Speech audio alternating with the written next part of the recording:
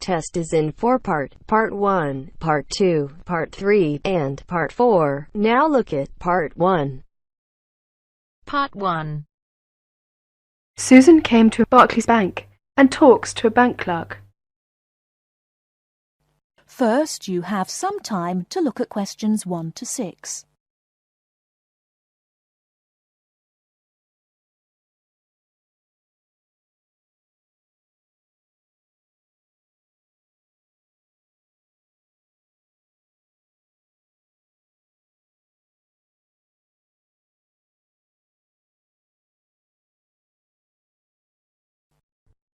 Listen carefully and answer questions 1 to 6. Good morning. What can I do for you? Good morning. I'd like to open a bank account. What kind of account do you want? I'm not quite sure. I'll be a college student. I simply require a safe place to keep my money and easy access to it. Can you recommend an account for me? All right. Do you get a grant? No, I will be supporting myself. I see. You could open an instant account. What's an instant account? Basically, it's an interest account. It has all the usual current account facilities such as a cash card and a deposit book, except a checkbook, and pays competitive interest on your account when it's in credit. There are 2 levels of interest for this account. If your balance is up to £500, the interest is 5.25%. If your balance is 500 or over, it attracts an even higher rate of interest, which goes up to 7.25%.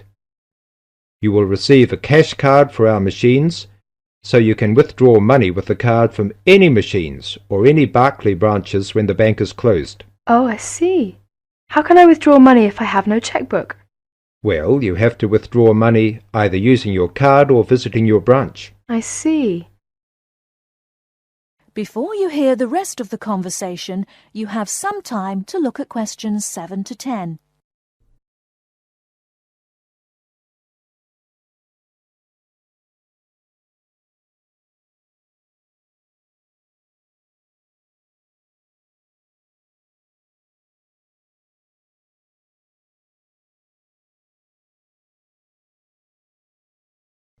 Now listen and answer questions 7 to 10. How can I find out how much money I have in my account? You can ask your branch and tell them how often you would like to receive your statement, which provides you with a permanent record of income and expenditure. It will show every transaction on your account and the balance remaining at the end of each day. You can also use your cash card to check your balance. That's fine. I think I'll open an instant account. That is the end of Part 1. You now have half a minute to check your answers.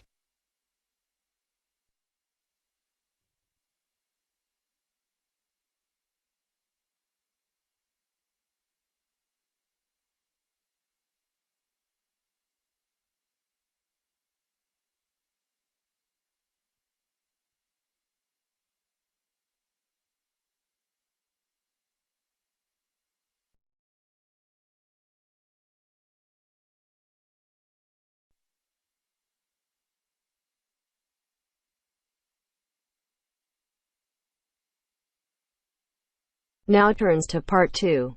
Part 2. You'll hear someone talking to a group of university students. First, you have some time to look at questions 11 to 17.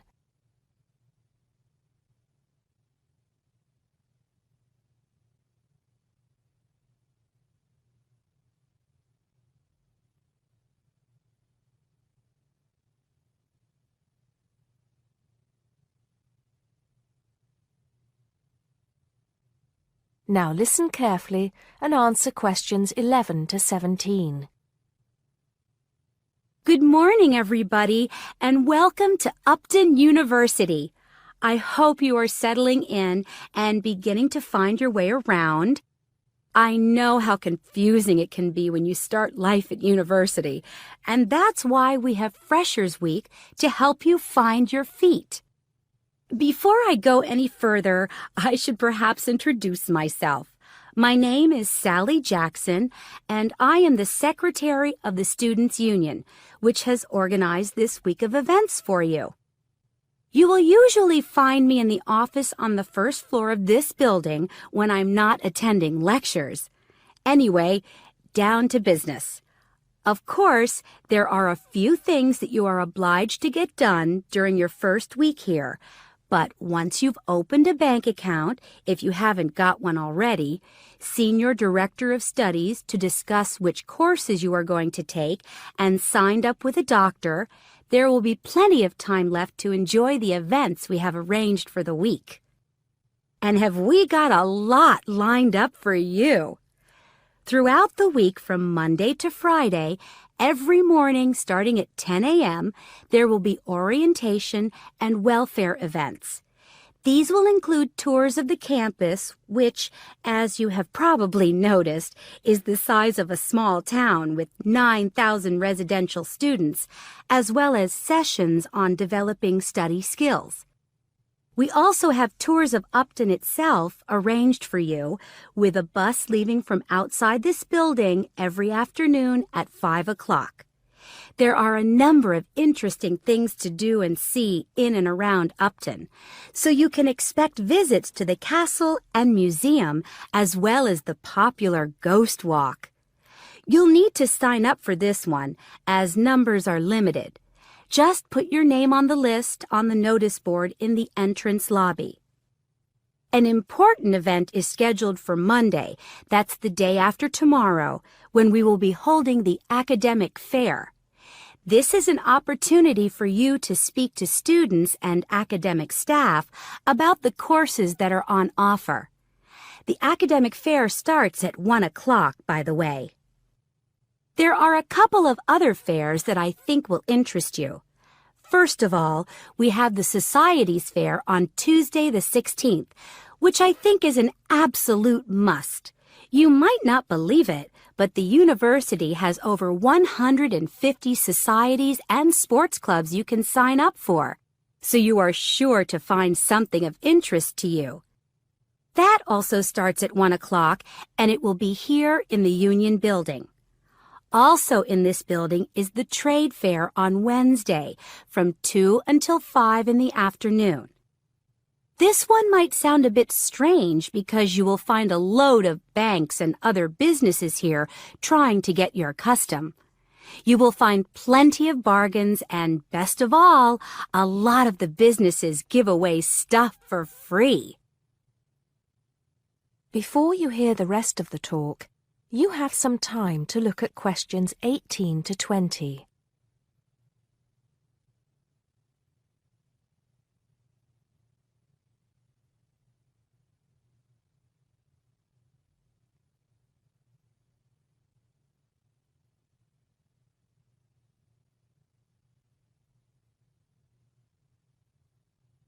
Now listen and answer questions 18 to 20.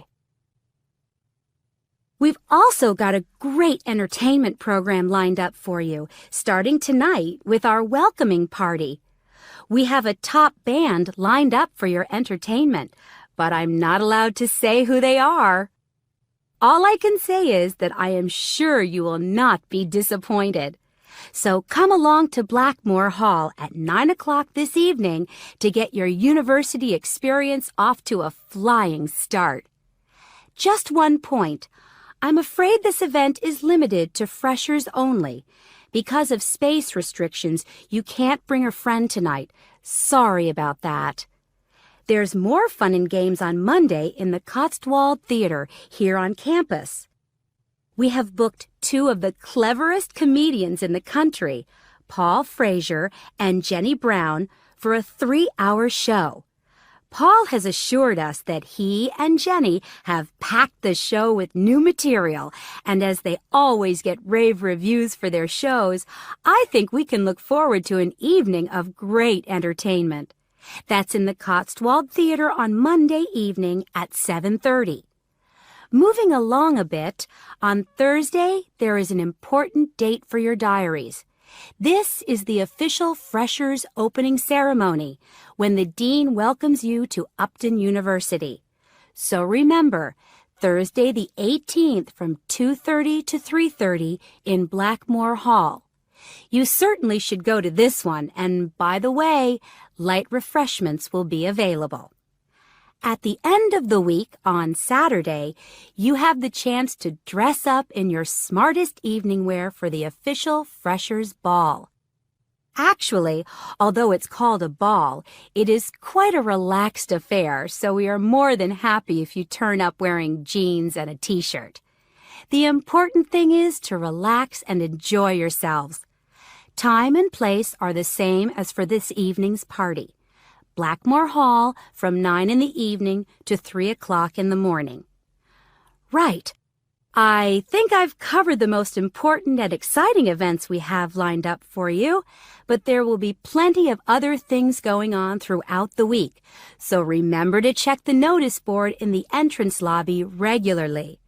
Enjoy the rest of the day, and I look forward to meeting as many of you as possible this evening at the welcoming party.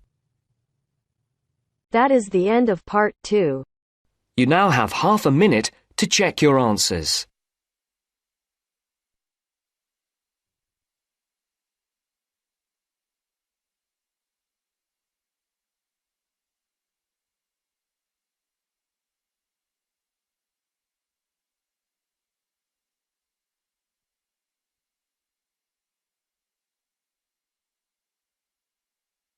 Now turns to Part 3.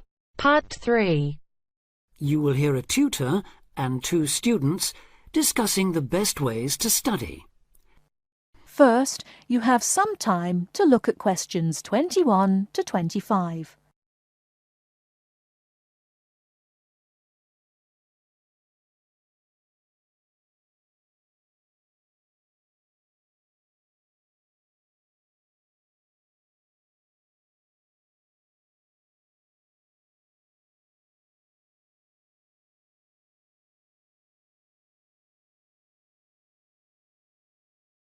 Now listen carefully and answer questions 21 to 25.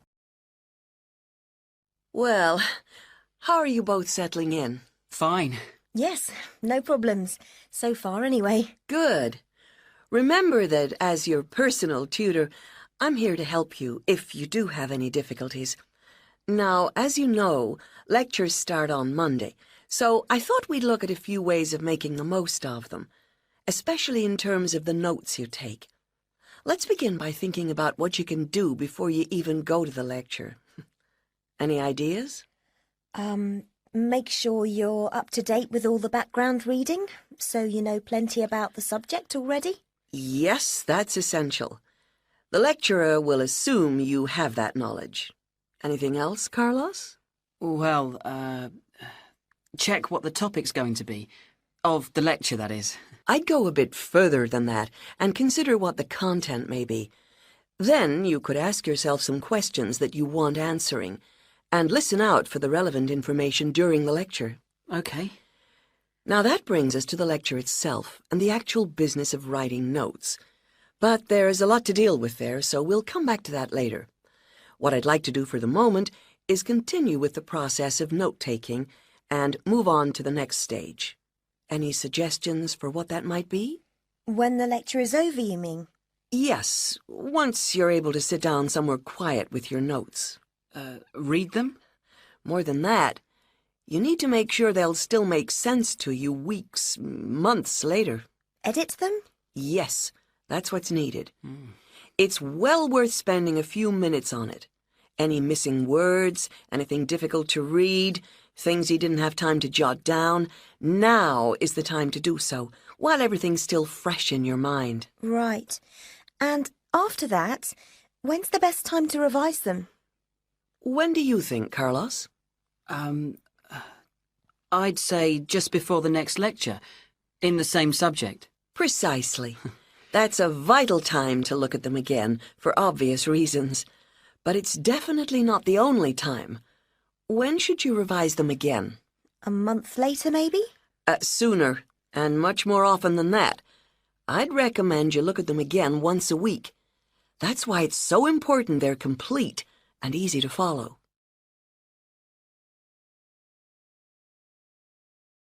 Before you hear the rest of the talk, you have some time to look at questions 26 to 30.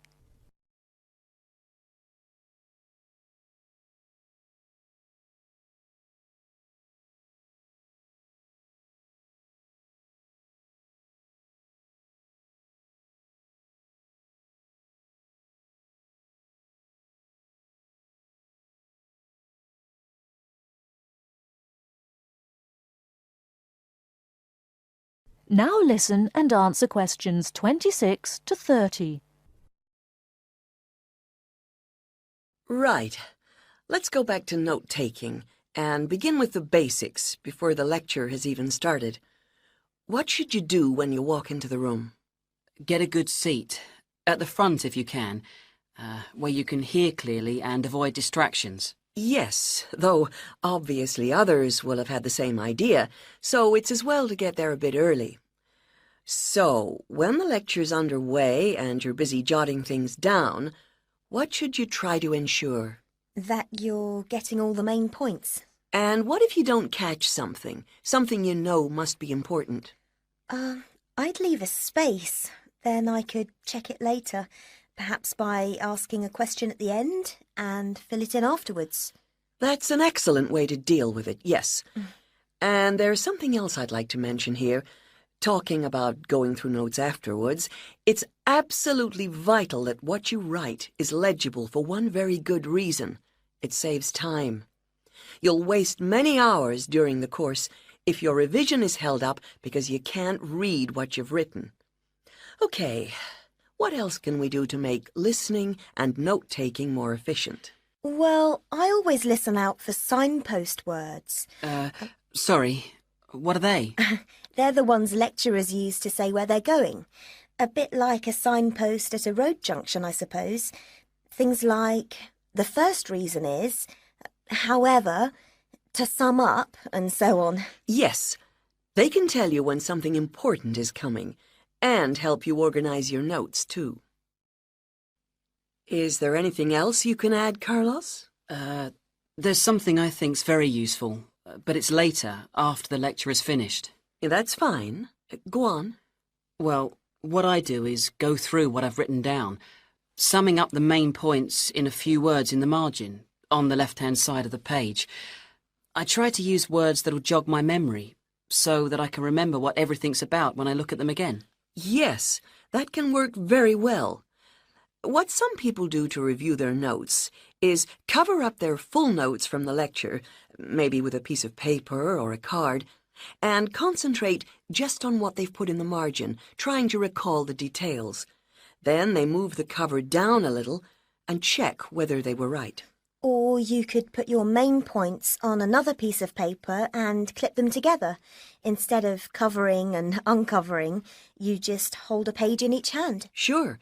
It's down to personal preference, really. Everyone has their own learning style. That is the end of part 3. You now have half a minute to check your answers.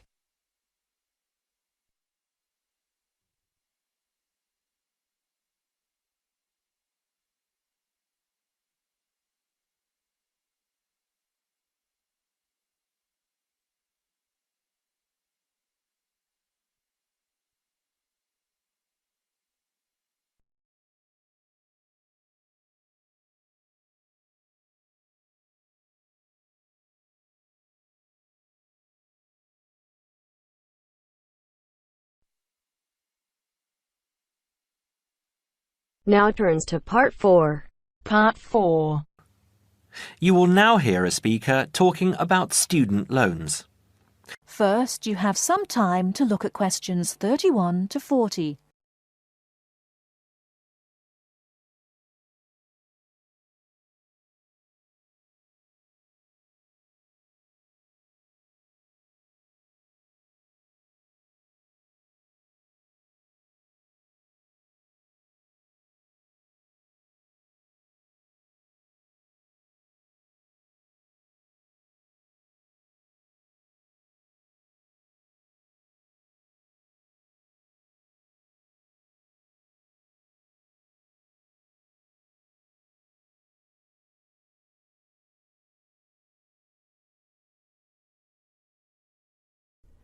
Now listen carefully and answer questions 31 to 40.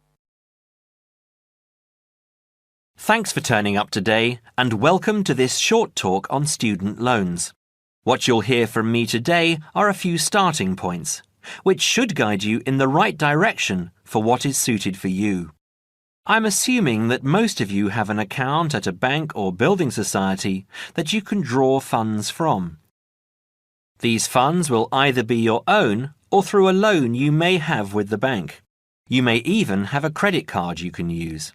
If you don't have a bank account, I suggest you open one with one of the major banks. It's the best option as you will find major banks have more outlets.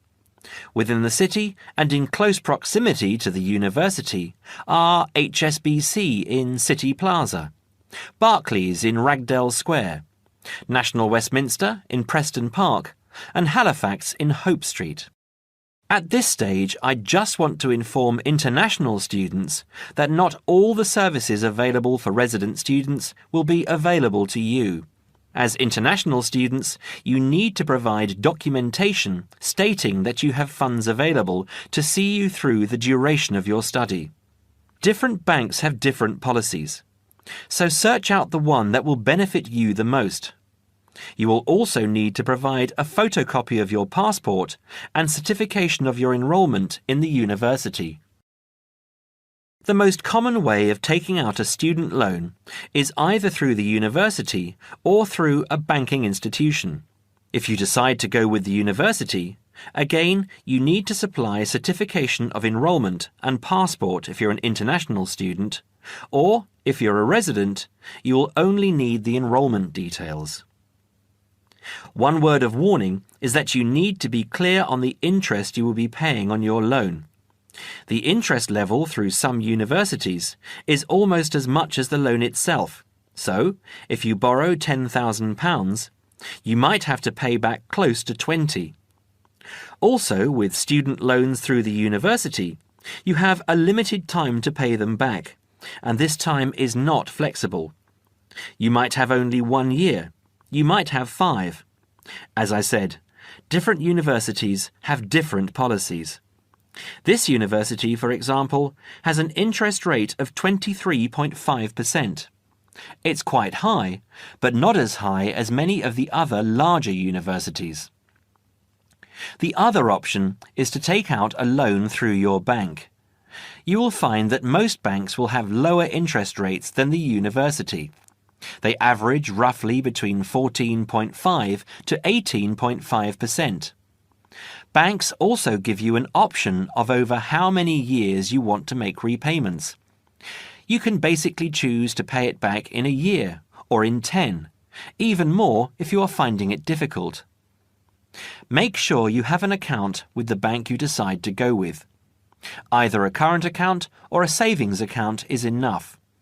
With either of these accounts, you can use your card to make withdrawals and deposits from automatic teller machines at any time, and make payments over the internet if you choose. You can also use Maestro, one of the systems which automatically take the money from your account at a time that you have specifically stated, and deposits it into a nominated account of your choice. You might decide to have £150 taken out each month, and each month this is what will happen. Also, check what fees apply with what services. Some services are free of charge, but they are few and far between. OK, so that's all from me.